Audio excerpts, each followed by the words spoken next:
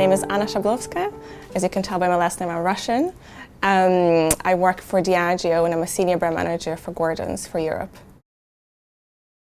I felt like I needed to move to a place like London to turbocharge my career, which I kind of feel like has happened since I've done that. So it was a very conscious move to progress in my career. And ultimately, London is a place where you have the best agencies, the best opportunities, possibilities, and it's a real melting pot of cultures. So actually, in terms of creative industries, this is where you want to be. Paris is a fabulous place to live, I'm sure everyone will say that, but from a career perspective, I would definitely put London ahead of Paris. London is much more diverse. There's definitely, in the workplace, there's a lot of different cultures, different people, and I think one of the reasons for that is that a lot of companies that operate from Paris potentially only service France, whereas a lot of companies that operate from London service the whole of Europe, which is my case, or equally their global headquarters, which is also in our case, in the Diageo case as well. So I think that in itself makes sure that the companies that are based in London attract a much more diverse range of people, and I feel that the caliber of talent that London attracts is higher as well. I was thinking that actually in the Gordon's team itself, there isn't two people that are from the same cultural background and nationality, which I find fascinating. And it's really important for big global brands like ours, because we have to work with a variety of European markets where the insights are very different, the consumers are different, the way our products are consumed are different, and in the fast-paced environment that we work in, it is really beneficial to be able to access different opinions from different people with very different backgrounds. So I found that to be one of the biggest benefits in terms of moving to London.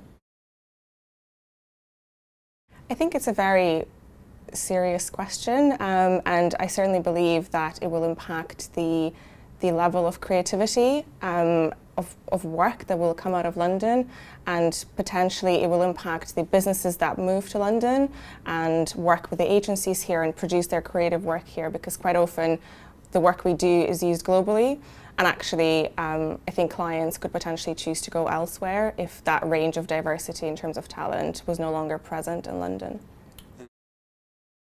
I think it's not a specific, I guess, project, but more of a recurring situation where I think people that have come from a diverse background or have worked in diverse teams before tend to perform better in diverse teams and are much more open-minded and actually seek out that diversity.